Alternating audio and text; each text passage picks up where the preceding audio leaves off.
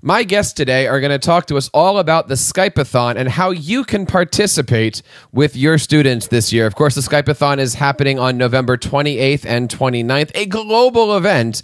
My first guest is Gina Ruffcorn, a Skype in the Classroom Guide Skype Master Teacher and a founding member of the Skype Master Teachers Mentor Group, and is a Microsoft Innovative Educator. Gina, how are you today? Welcome to the program. I am well. That sounds like an awful lot. You are a busy person. Other than all of that, tell us a little bit about yourself. I teach in Mondayman, Iowa at West Harrison Community Schools. We're a tiny little consolidation in southwest Iowa. Our total school population is about 315 kids this year. And I have the only fifth grade and have had the only fifth grade for about 10 years now. And I've got 19 kids. And you've been Skyping with your kids. Tell us a little bit about your experiences reaching out beyond the walls of your classroom. My kids, what I found a few years ago was that they had a very narrow perspective on their world. It takes us about an hour to get to any kind of a city to do any sort of shopping or anything. We're a very rural community. And I think my kids felt sort of limited by the area that we live in. So it was really important to me that I got them involved in different experiences and allowed them to view different cultures and meet different people who they could share their experiences with and then learn from others. And I think it really helped my kids appreciate where they came from so much more than they would have without the Skype experiences. That is beautiful. And I'm looking forward to learning more about some of those experiences and how some of those experiences also tie into this year's theme, Open Hearts, Open Minds. My next guest is from the country of Wales. He is an MIE educator and one of the teachers at a Microsoft Showcase school. I want to bring on Mr. Paul Watkins. Paul, how are you today? Welcome to the show. Oh, thanks for having me. It's an absolute pleasure. Yeah, it's good. It's nice to join you from Wales as well. And the great thing is, it may be the early hours of the morning, but I'm really excited about the opportunity to speak to you about Skype-a-Thon. Well, the best part about the Skype-a-Thon is that there are no time zones. It is a day-long, 2-day-long event where we get a chance to meet people and collaborate with teachers and students from literally around the world. Now, yeah. Let's just kind of go through the basics. Perhaps somebody out there is new to the idea. Skype is, of course, a video platform where people can collaborate and connect through either audio or video. And this year in November, we're going to be celebrating the Skype-a-Thon. Talk to us a little bit, Paul. What is a Skype-a-Thon? Okay, so Skype-a-Thon is 48 hours where teachers, pupils are encouraged to connect with guest speakers, take virtual field trips, connect with other classrooms across the world, learn new things about each other. Really, the whole thing is about enhancing, enriching, and inspiring. And those are the three words that, for me, summarize Skype-a-Thon and using Skype in the classroom. It's one of the most exciting 48 hours in my calendar, and I know that my pupils look forward to it every year. It's a great 2 days to be involved in. And you actually never know what's around the corner either when you're involved in a Skype-a-thon. Now, you had mentioned there's a few different things that you can do during the Skype-a-thon. One of them is to bring in virtual speakers. So, for instance, if you are out there perhaps on Twitter or some social media and you find somebody to connect with, you can actually bring them in through Skype into the classroom to give your kids a really true life experience. Yeah, you should never be afraid about contacting people. We're really fortunate this year. We actually reached out to, out in the States, you'd call it soccer. Over here, we call it football. And I decided to reach out to football clubs that play within our top flight league, the Premier League. And we're really fortunate that we've been told that Everton Football Club will actually be Skyping our pupils from one of their Premier League games during Skype-a-thon. So it just goes to show the power, just reaching out and just asking people and not being afraid to do it, because you never know what response they may give you. And so I highly recommend find a hashtag, find an expert, find somebody out there to connect with. It doesn't have to be a teacher. I remember a couple of years ago, I was participating and I was teaching a music class, and we were looking through Twitter for somebody to come up to, and I found, I think it was the president of BMI Music, and we connected with each other. It was absolutely great. It was spur of the moment. It was fantastic. Now, Gina, let me ask you about something else people mostly do with Skype. They do something called a mystery Skype. What is a mystery Skype? A mystery Skype is an opportunity for your kids to connect with another classroom of students or even another classroom of adults. We've done a lot of professional development with other teachers and other training sessions. And so the idea is that your kids have a large problem. Where are these people in the world? And through critical thinking and problem solving and teamwork, your kids ask yes and no questions about the other classroom until they narrow down the location. And in my personal opinion, there is nothing out there that will teach these critical thinking, problem solving, real life skills in the way that Mystery Skype does. The kids are all working in teams together. They're all working collaboratively. They're learning from another class. They're paring their questions down, evaluating them, deciding what makes sense, what doesn't make sense, and really using a lot of those skills that are tough to teach your kids how to do without this kind of an opportunity. I think that the Mystery Skype is absolutely a fantastic game. We've participated in those in my school district where you meet another class or even an expert, as we went back to what Paul and I were talking about. Where are you? And you can't really say, are you in Wales? You can ask a question like, are you in the Northern Hemisphere? Is it after midnight? Are you tired? And Paul's like, yes, yes, I am for all of those things. Yes. Talk to me, guys, about one of your experiences where your kids just either lit up with excitement from doing a mystery Skype, or let's go the other direction and say, were they ever stumped and couldn't figure out where your guest was?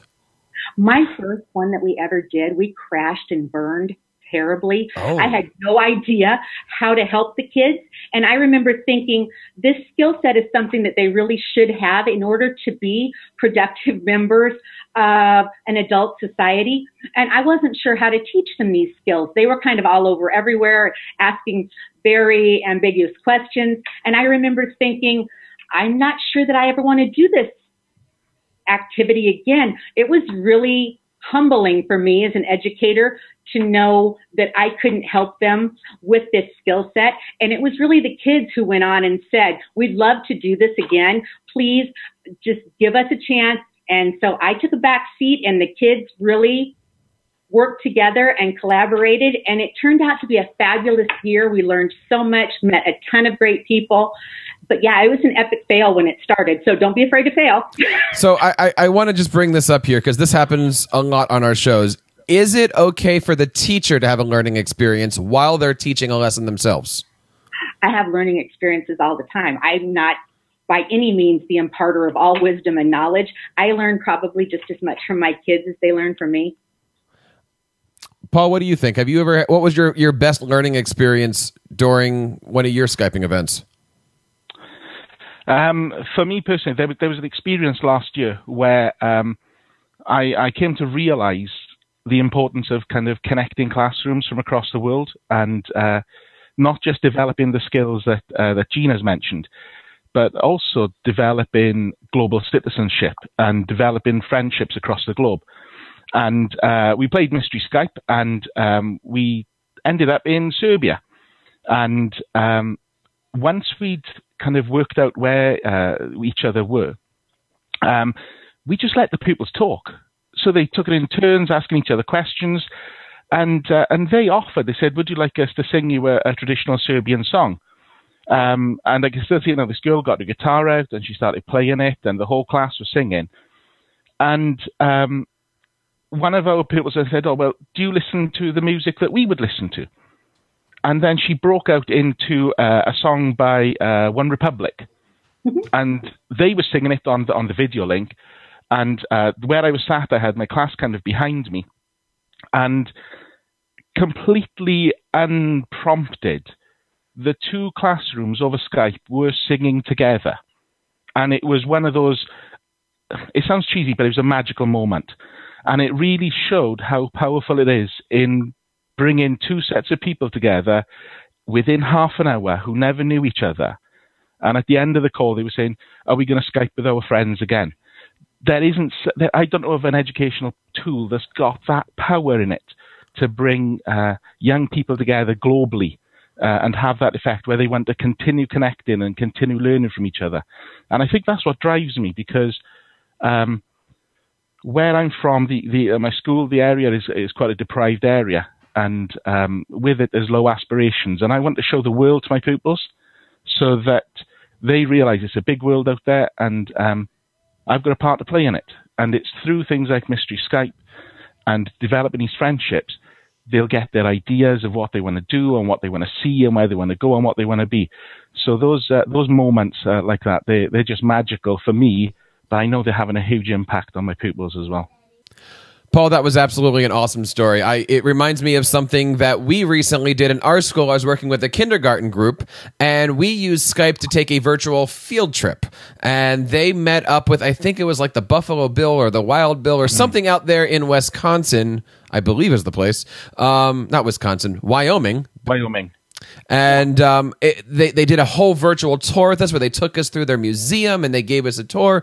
And then once we were done with that, we looked on their mapping program and we were actually able to see where it was. And we talked geography and we looked at the different animals and we compared New Jersey to Wyoming. And it was absolutely a great time. And all that it took was just reaching out to somebody and saying, hey, I got a bunch of kindergartners. Can you spend some time with us?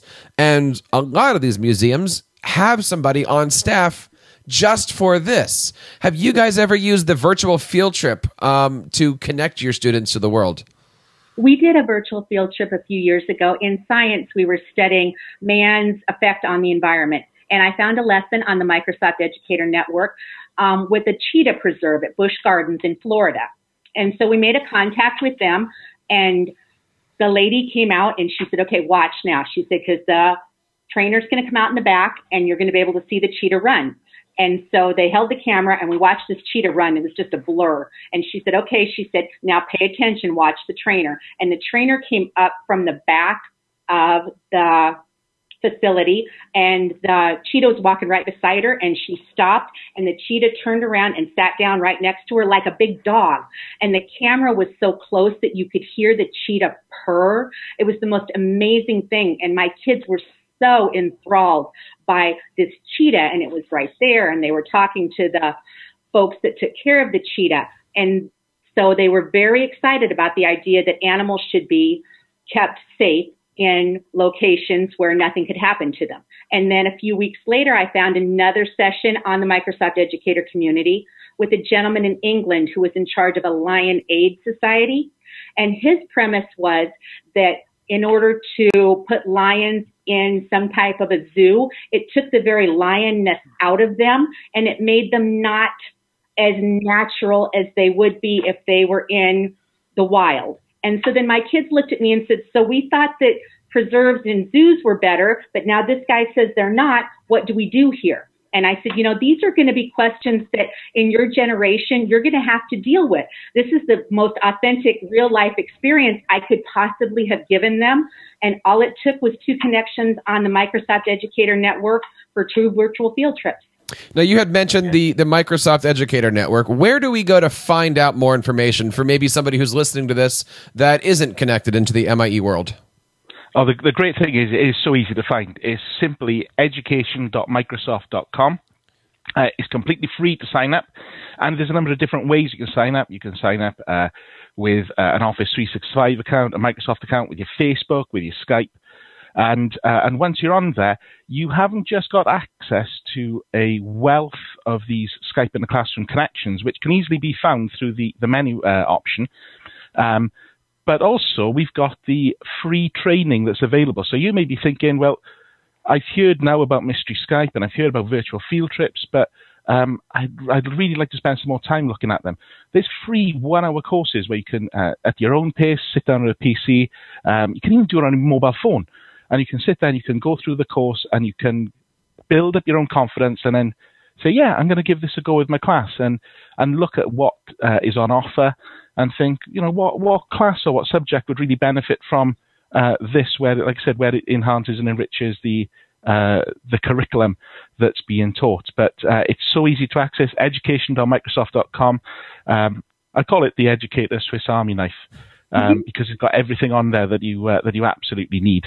And they're adding stuff all the time as technology changes and evolves. And speaking of technology here, anybody that's listening might say, this is intimidating. I don't know what to do. Do I need X, Y, and Z on here? What does a teacher need just to get onto Skype? Do they need to have a microphone? Could they have a microphone? Do they need to have a whiteboard? Could they have an interactive projector board? What does a teacher need at minimum in order to participate in the Skype-a-thon? Okay, so I got involved in Skype-a-thon 2 years ago, and I saw it advertised, and actually my very first connection was with the American EdTech leader, Katrina Keene, and that was just through reaching out on social media. I wasn't aware at the time of the educator community, but when I've been asked to speak about Skype in the classroom, I often tell people, and they kind of frown and think, "What is he saying?" It's the biggest regret of my career, because I regret that I didn't start using it sooner. I honestly thought that I needed some out of this world webcam setup in my classroom with kind of microphones at all angles, picking every sound up in the class. And I put it off for quite a while. And there's a number of pupils who kind of came through my classes who never got to experience that. And that's kind of on my shoulders now that they never did, because I didn't look into it well enough.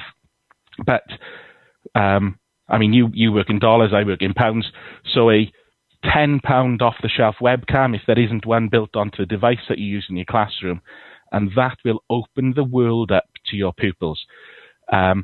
Normally, you've got a microphone. If you've got the webcam built onto your PC, a projector, you can use what you've got. If you've just got one single PC, you can have the pupils around that. You see that, and the experiences are still amazing for those pupils. If you've got a projector, you don't need an interactive whiteboard. You can lay out the class. There's all that, you can sit around on the floor. You can sit on chairs. You can sit on tables.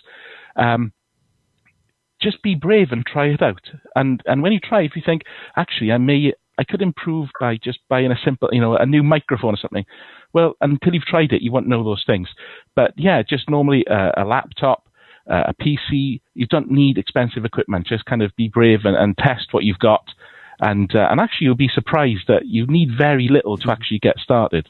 I completely agree. The website that you can go to for information is simply Skype-a-thon.com. That takes you to the education.microsoft.com channel. And really, to do this, there are 3 simple steps. First, register. Last year, they did over 10 million miles of recorded Skyping, where teachers, after they were finished, went back onto the education portal and said, here's my name, here's my class, and here's how many miles. And they tracked it. And it was amazing to see this board just get bigger and bigger and bigger. So first, number 1, go to Skype-a-thon.com, register, right? And while you're doing that, tweet it out that you're doing this. You can use the hashtag Skype-a-thon, do it on Facebook, do it on Twitter. You can use the hashtag MIEExpert or MSFTEDU for Microsoft EDU. You can always use the @MicrosoftEDU Twitter handle. They'll certainly help you promote it. So first things first, register. Second of all, find somebody, find a teacher, even if it's the teacher across the hall from you, Skype with them.